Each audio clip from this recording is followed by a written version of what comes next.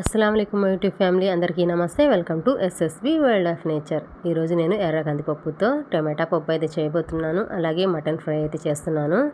ఇక్కడ వచ్చేసి నేను ఎర్ర కందిపప్పు అయితే ఒక హాఫ్ కప్ అయితే తీసుకున్నాను. ఇప్పుడు ఇందులోనే ఒక టీ గ్లాస్తో ఒక హాఫ్ గ్లాస్ వరకు పెసరపప్పు అయితే తీసుకుంటున్నాను. ఈ రెండు కలిపి చేస్తే మన పప్పు అనేది చాలా రుచిగా ఉండిద్ది. మీరు ఎప్పుడు ట్రై చేయకపోతే ఒకసారి అయితే ట్రై చేయండి, తప్పకుండా చాలా బాగుండిద్ది. మనకి ఎర్రకప్పులో ఫైబర్ అనేది ఎక్కువగా ఉండిద్ది ఎర్ర కందిపప్పులో, ఇంకా కార్బోహైడ్రేట్స్ అనేవి తక్కువగా ఉంటాయి. మనకి వారానికి 2 సార్లు ఇలా ఎర్ర కందిపప్పుతో పప్పు చేసుకుంటుంటే మన హెల్త్ పరంగా కూడా చాలా మంచిదన్నమాట. ఇక్కడ నేనైతే పప్పు అయితే నానబెట్టేస్తాను. అలాగే ఆనియన్స్, పచ్చిమిర్చి ఇంకా అన్నీ అయితే రెడీ చేసుకున్నాను. టమాటాలు ఇంకా మామిడికాయ ముక్కలు అనేవి. ఇక్కడైతే పప్పు అయితే చక్కగా నానిపోయినాయి. నేనైతే కుక్కర్లో వేసేస్తున్నాను పప్పు అనేవి.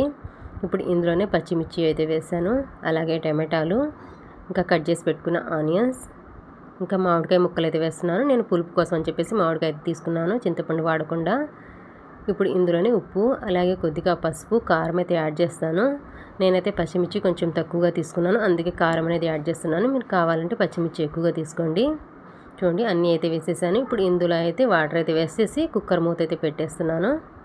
ఇప్పుడైతే ఇది వచ్చి 4 విజిల్ వరకు పెట్టేయాలి. చూడండి నాకైతే 4 విజిల్ వచ్చేసినాయి. ఇంకా మూత అయితే తీసి చూస్తున్నాను, చక్కగా ఉడికిపోయింది పప్పు అనేది. మనం పెసరపప్పు వేసాం కాబట్టి కొంచెం ఎల్లో కలర్లో ఉంది. అదే మొత్తం ఎర్ర కందిపప్పుతో చేస్తున్నట్టయితే రెడ్ కలర్లో ఉండేది పప్పు అనేది మనకి. ఇక్కడైతే చక్కగా మెదిపేస్తున్నాను. నాకైతే ఇక్కడైతే పప్పు అయితే మెదిగిపోయిందనమాట. ఇప్పుడైతే పోపు అయితే పెడుతున్నాను. స్టవ్ వెలిగించి ఒక గిన్నె అయితే పెట్టాను. ఇప్పుడు ఇందులోనే ఆయిల్ అయితే వేసాను. ఇప్పుడు ఇందులో 4 వెల్లుల్లి రబ్బలు అయితే దంచి వేసాను. ఇప్పుడు ఇందులోనే ఎండుమిర్చి, కొన్ని మెంతులు అయితే వేస్తున్నాను. ఒక 10 వరకు వేస్తున్నాను మెంతులు అనేవి. ఇవి కొంచెం ఫ్రై అయిన తర్వాత ఇప్పుడు ఇందులోనే పచ్చనిపప్పు అయితే వేస్తాను.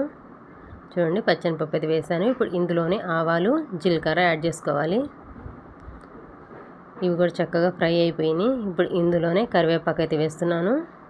నేను లాస్ట్లో అయితే ఆనియన్స్ వేసాను. ఫస్ట్ వేద్దాం అనుకుని మర్చిపోయాను అనమాట. ఇంకా లాస్ట్లో అయితే ఆనియన్స్ కూడా వేసేసాను. ఇది చక్కగా ఫ్రై అయిపోయింది. పప్పు అయితే రెడీ అయిపోయింది. మనం ముద్దుగా మెదిపి పెట్టుకున్నాం కదా, ఆ పప్పు అయితే వేస్తున్నాను. నేను పప్పు అనేది మరీ పలచంగా కాకుండా మరీ చిక్కగా కాకుండా ఇలా చేశాను అనమాట. ఇలా చేసుకుంటేనే చాలా బాగుంటుంది టమాటా పప్పు అనేది. ఇంకా నేనైతే ఇక్కడైతే మటన్ ఫ్రై అయితే చేసేసాను. చూడండి మటన్ ఫ్రై కూడా రెడీ అయిపోతుంది.